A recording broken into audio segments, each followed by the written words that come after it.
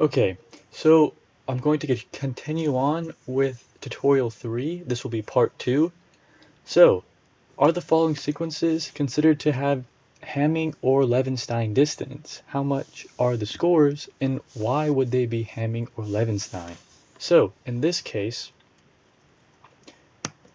question 3a, we have two sequences of the exact same length. So that means they are Hamming distance.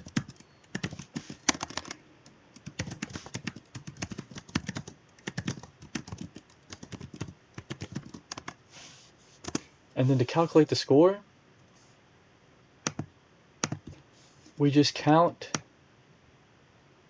the mismatches. So we have one here, right? We have 1, 2, 3, 4, 5, 6, 7. So score is going to be 7.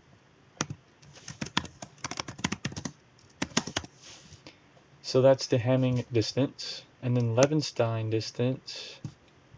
So this right here is Levenstein distance because they are not the same lengths. Levenstein.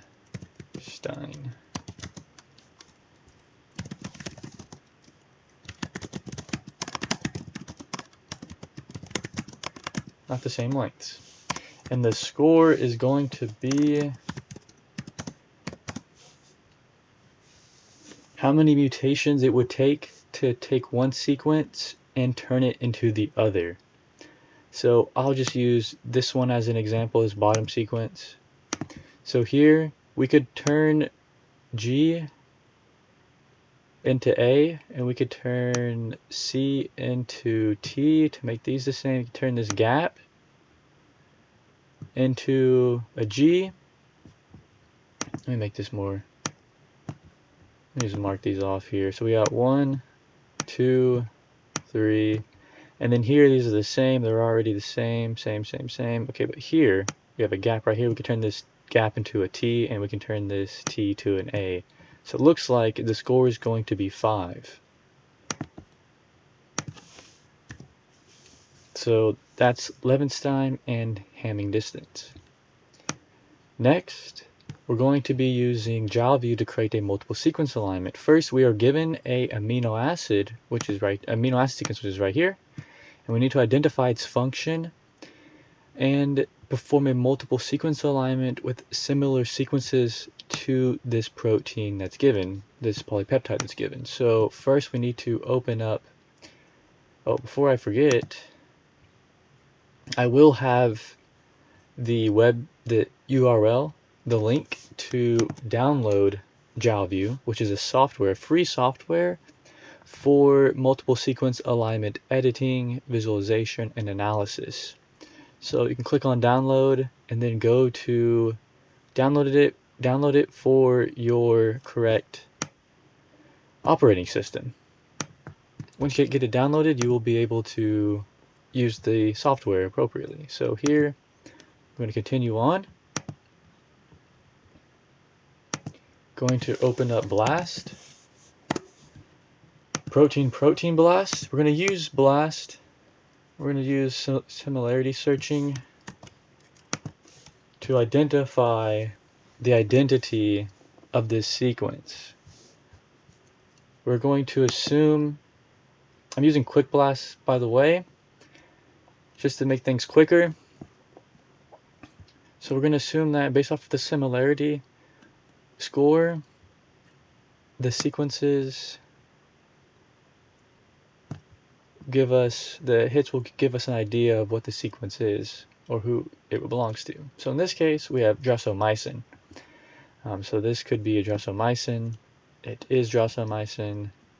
So we can go to, now we just need to figure out what is the function of the polypeptide. So one way to do that, we can click on the accession number here, and we can look for any type of extra database linkage. But if you scroll down and you see where it says related information, this is the dressomycin page. Right, scroll down, related information, we can click on protein uniprot. Click on the database source, click on the accession number, and then here we have exactly what we want. Function possesses antifungal activity and is active against a relatively broad spectrum of filamentous fungi. It inhibits spore germination at high concentrations and at low concentrations delay growth of hyphae, which subsequently exhibit abnormal morphology. So here's exactly what we want. So we can snip that. You can snip it, copy and paste it, do what you want to just provide information about the function. Okay, so it's antifungal polypeptide. Okay, next we need to perform a multiple sequence alignment with similar sequences to the one given below using the software JavaView. So first let's open up JavaView.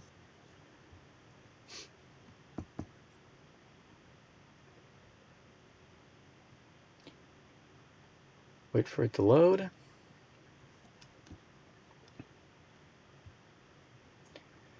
I'm going to remove all of this.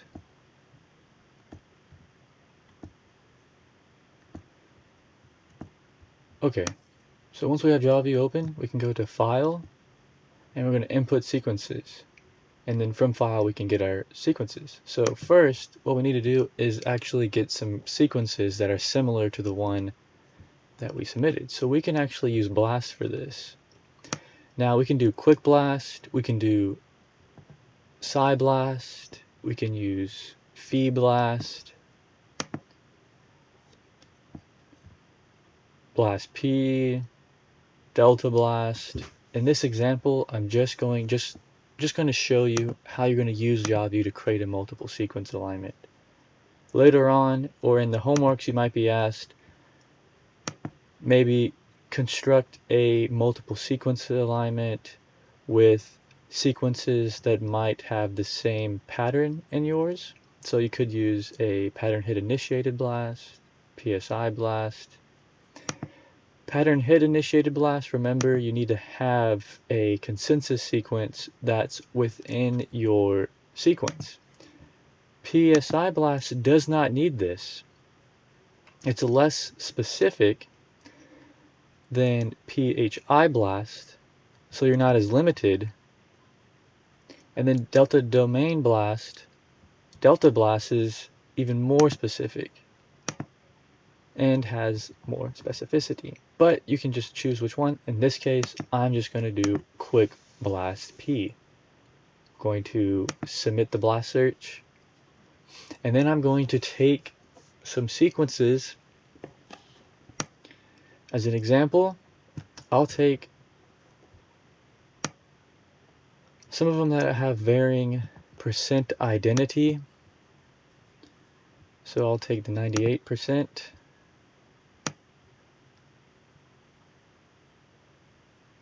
Can take 63, 68, 78. So that should be 5 sequences. Okay, so I'm going to download FASTA complete sequence, continue. Next, I will put this right here. I will rename this to example.fasta. Later on, I will show examples of actually filtering the blast results based off of some certain criteria. In this case, only going to be showing you how to use JavaView. Okay, so we have our sequences that are relatively similar. Next, we need to create the multiple sequence alignments. We can go to JavaView, go to File, Input Alignment,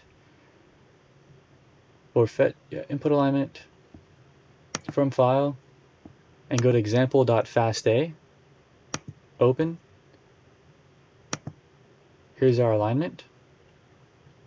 Next, what we're going to do is we're going to go over to calculate, and we're going to calculate, or my bad, web service, and go to alignment, and then go to muscle with defaults. There's other multiple sequence alignment algorithms you can do. Muscle is relatively quick algorithm. So we're going to click on muscle, and it's going to generate a multiple sequence alignment. Once it performs a multiple sequence alignment, we can use various color schemes to pick out any patterns. So here's our multiple sequence alignment. Here we have the conservation, we have the quality, we have the consensus sequence, and then we have the occupancy. The occupancy is going to show you where in the alignment has the most amount of information. So, or not information, but the amount of sequences or characters. So for instance, notice this occupancy, this histogram is really low. And notice in the corresponding alignment, there's only one amino acid here. But notice in the other occupancy sections, like this column right here, this section, this big block, and this large block, there's nothing but sequences or amino acids in here. And then here we have the conservation. Conservation is going to tell you how highly conserved the sequence is. Right, given here, we have nothing but lysine in this position, so this is going to be highly conserved with the star. Here, it's somewhat conserved with isoleucine and methionine, and it also gives you some different amino acids, so hydrophobic. And then here we have highly conserved sequence right here. This is pretty interesting. So we have highly conserved. So we can actually click on the sequences, and it looks like it stops to be about right here. This section is highly conserved, as you can see with these stars. And the numbers also indicate how highly conserved the position is, right? So we have stars here, right? This end right here, towards the end terminus, we have highly conserved sequences. The quality and the consensus. The consensus is just we have an M here because M at this position occurs most often. So that's the consensus for that position. M on the second position right here because that's the consensus for that column. And then so forth. We have glutamine, so Q. And then we have isoleucine. And then we have lysine, and then so forth. So that's how they construct the consensus sequence. And then we can also go to help if you need to, and go to documentation, and then this provides some of the documentation that you can read and figure out on your own if you want to look further into the actual annotations or the color schemes. So, but we're going to look at the color schemes real quick, and then we will look at the annotations next. So, color schemes. So we look at hydrophobicity. Here's it gives us the color, and let's color them based off of hydrophobic. And then we can open up the documentation, go to colors. Once you open up colors, then we will be able to hydrophobicity, and here's that. And then as you can see, the most hydrophobic residues occurring are colored red, and then the most hydrophilic ones are colored blue. So a lot of hydrophobic residues clustered in this position. Looks like around position 10 to 20, right? And then we have some more hydrophilic towards the end terminus. So that's just one example. And they also have cluster X, Clustol X. You can look at these. Hydrophobic is blue. So to look at that, we can go to color, Clustol, and then we can look at the different coloring scheme. Hydrophobic blue, positive is red. So this is just a helpful color scheme to help us pick out any interesting patterns. Okay, but we should be able to go to customize our colors. What if we only want to look at cysteines and we want to color them yellow? We want to apply that, press OK. Now notice cysteines are conserved in this group of peptides that we got from a blast search. Now this could mean something, this could not mean something. We could have to further investigate it, but this is just showing that you could customize and use in the color sections you can use user defined. Maybe you're interested whether maybe cysteines might be conserved in this group of proteins, because cysteines are important in disulfide linkages, and it helps for stabilization of the peptide, right? And you can look at other things, maybe tryptophan, sparginine, arginine, phenylalanine, whatever you're interested in. Okay. Next, we have the annotations. Or I said that I would go to help and go to the document, and then we can click on the annotations.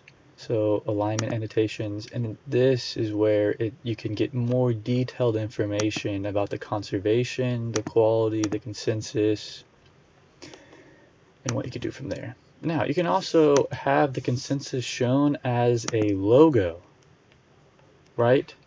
And these logos are going to show you how conserved that particular position is. The larger the letter, the more occurrence of that particular letter is. So this you have a large C right here because C is highly conserved. Same with the G. G in this position is highly conserved, but you might have little m's or slightly large m's, but not as large as like the K over here where it's conserved in every single sequence, but M's not conserved in every single sequence. And then we have glutamine, so glutamine, E, it even gives you the percentage. If you just hover over it, it gives you the percentage. So pretty useful information. And then if in your homework, everything I'm talking about right now, you can be writing this down as your description and what you are noticing when you're analyzing the multiple sequence alignment. And just remember that you can use the help and documentation just in case you forget things, and you might learn a few extra things while you're reading through the documentation. Okay, next I'm going to show you, so that's pretty much it for JAWView and multiple sequence alignment, but I do want to show you another feature that you could go ahead and give it a go if you want.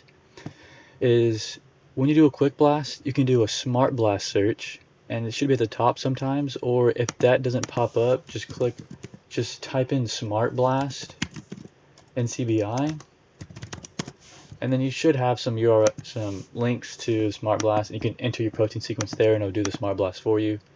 But click on the smart blast at the top of your blast search, or like I said earlier, go straight to smart blast, and then once you get the sequence up,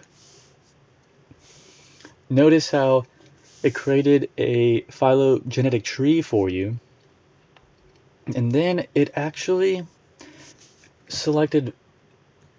kind of did the filtering for you. You know how previously I just chose 5 different sequences, and it tries to pick the best sequences that would make a good, interesting analysis. And in this case, these e-values don't look too good right here. Notice how these e-values are pretty high. But we can still look ahead and check it out and make a multiple sequence alignment. And you can look at these are colored differently. You notice how yours, or the protein sequence that I submitted, is known as yellow. And then we had these other organism sequences that came back. We can go to legend. And then we have the colors, Corey sequence. We have the landmark matches, non-aligned to Corey. So different colors mean different things. we can click on See Full Multiple Alignment, and we just need to resubmit. Sometimes it does that. Just refresh the page, and then it'll have the sequence for you. Now, you can download this alignment, Fast A alignment. Okay, so we just downloaded this alignment right here.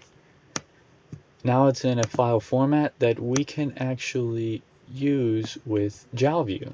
So let me just organize this real quick. Everything I'm doing for y'all right here. Okay, so I'm going to go to JalView. I'm going to open up a separate file, and I'm going to input an alignment from file. And then I need to change the file type. Notice how at the bottom, at the end, it's .aln.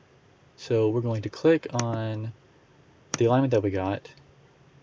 And just to go back real quick, this is using, so last time we used the muscle algorithm. This time we used the Cobalt algorithm to create the multiple sequence alignment. And Dr. Balan will be going over these different multiple sequence alignment algorithms. I'm just showing you how to actually use these algorithms, or the web tools that implement these algorithms, or the softwares.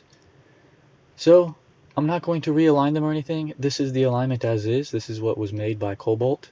And we can still do the same analysis using different colors, looking at the conservation, maybe even compare the multiple sequence alignments and see maybe how the alignments differ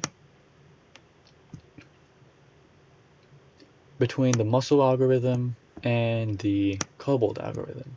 But notice how quickly that was for the blast search using Smart Blast. I just did the blast search, clicked the Smart Blast button, and then it did the filtering for me. And then made the multiple sequence alignment for me. And then I just upload it to JalView, and I can annotate it with different coloring schemes, such as the hydrophobicity or cluster, whatever you want it to colorize. Okay, so that should be it. I hope this tutorial was somewhat helpful.